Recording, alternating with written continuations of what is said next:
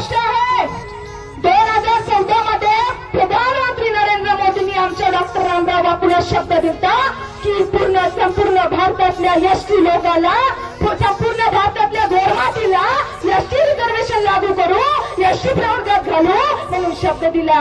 कुठे गेला रे तुझा शब्द? ओ साहेब, प्रधानमंत्री साहेब, कुठे गेला तुझा शब्द? अरे आज 2024 संपत आले, 10 वर्ष झाले, कुठं टाकलं? विजेमध्ये आहे का एसटीचं रिझर्वेशन लागलं का?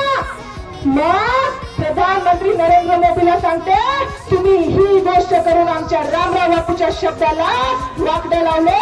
ध्यानात ठेवा. अरे भैया, रामराव बापूना शब्द दिनोतो कि सारी भारतीय गोरू ने एसटी कैटेगरी घालूच बरं. आज 10 वर्ष वेगे तरी हमें एसटी रिझर्वेशन मिळालं. पडी ही वाद करून मोदी रामराव बापू शब्दना पटवलं जायचं. तर चोरीची युद्ध असो किंवा कोणताही क्षेत्र, युद्ध असो किंवा कोणताही क्षेत्र असो, जो लढला ना तो शेवटपर्यंत टिकतो, जो लढतो तो शेवटपर्यंत टिकतो. कारण लक्ष कोणी तो बोलो, बोल कोणी तो जातो, साथ दिले कोणी तो लके वाढेन, भोले वाढेन, लढे वाढेन करतो. आणि ही बी करतो कोणी तो मधून हिम्मत मत खातो. कारण वो आपण हिस्से लढाई लढलेच काही, वो आपण हिस्से लढाई लढण्याचा. आता हैदराबाद 17 सप्टेंबरला आपण म्हणतो आपला मराठवाडा दिवस साजरा करतो. पण याची रियालिटी सांगू का? फॅक्ट म्हणतात ना, ती फॅक्ट काय सांगू का? हैदराबाद संस्थानातून काही भाग आंध्र तेलंगणाला गेला. समजून घ्या, याशिवाय रिझर्वेशनची काही गरज नाही. आपण वरती मत करू.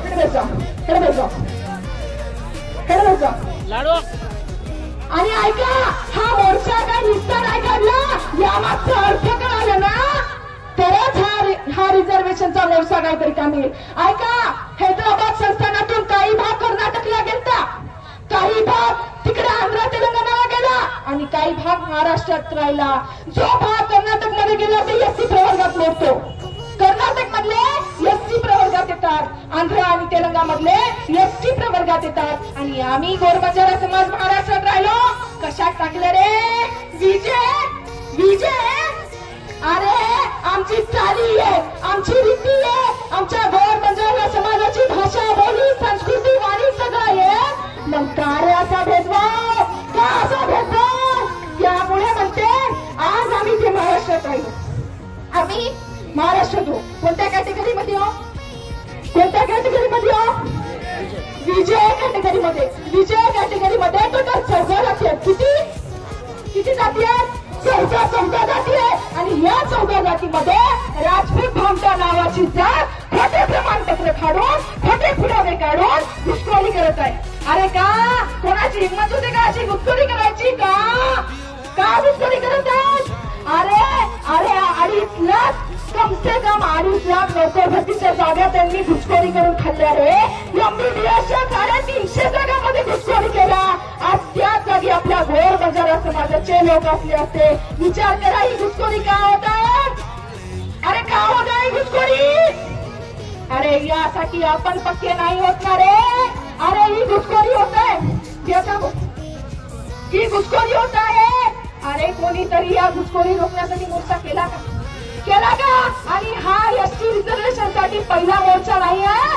2022 पासून प्राध्यापक संजय चव्हाण यांच्या नेतृत्वाखाली आम्ही आंदोलन केला, मोर्चा केले, निवेदन दिले, रास्तारोको आंदोलन केले, गोळीबारी आंदोलन केले. अरे का मुंबई नागपूरला एवढ्या मोठ्या संख्येत मोर्चा केला, हा महाराष्ट्र सरकार साधा निवेदन द्यायला तयार नाही का? हे महाराष्ट्र सरकार निवेदन घेत नाही, निवेदन द्यायला भेटतो. अरे एसआयटी कमिटी लागू करता आणि रात्रभरमध्ये एसआयटी चौकशी कॅन्सल करता का? आमच्या गोर समाजाला केल्याची